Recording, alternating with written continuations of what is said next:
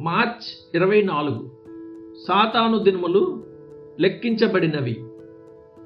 సాతాను నిన్ను ఎలా మోసగించాడో కాలమే రుజువు చేస్తుంది.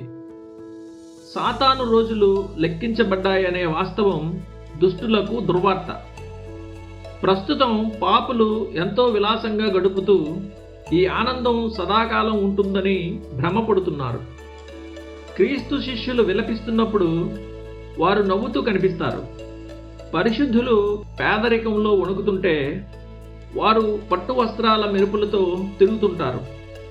ఒక రాజు తన ఆశ్రితులకు పదవులను ధనాన్ని ఇచ్చి సంతోషపెట్టినట్లే అపవాది కూడా తనను వెంబడించే వారి శారీరక ఇచ్ఛలను తీర్చడంలో చాలా జాగ్రత్త వహిస్తాడు.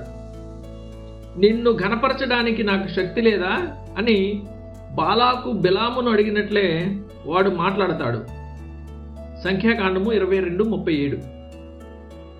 దిగజారిన మనిషి స్వభావాన్ని చూస్తే ఒక విషయం ఆశ్చర్యంగా అనిపిస్తుంది. బంగారు గాలానికి తగిలించిన ఎరను చూసి చేప ఆశపడినట్లు సాతాను చూపే గౌరవం, ఐశ్వర్యం లేదా సుఖం వెనుక పాపులు పరుగులు తీస్తారు. కేవలం ఒక రొట్టె ముక్క కోసం కూడా వాడు వారిని పాపం చేసేలా ప్రేరేపించగలడు.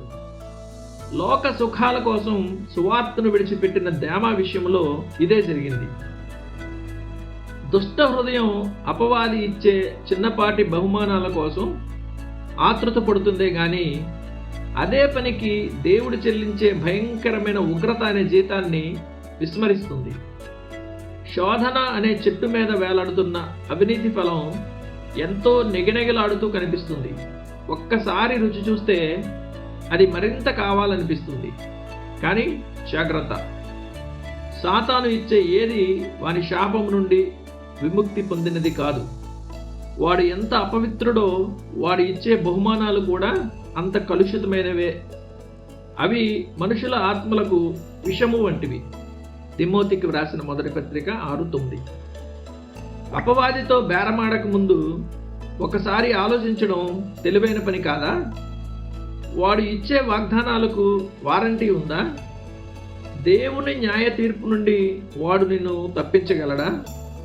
నీవు మరణించిన తర్వాత మరో లోకంలో అనాథగా మిగిలిపోవని వాడు గ్యారంటీ ఇవ్వగలడా?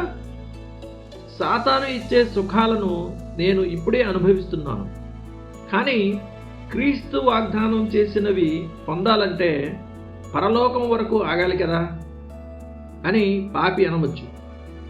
కానీ కాలమే సాతాను మోసాన్ని బయట పెడుతుంది.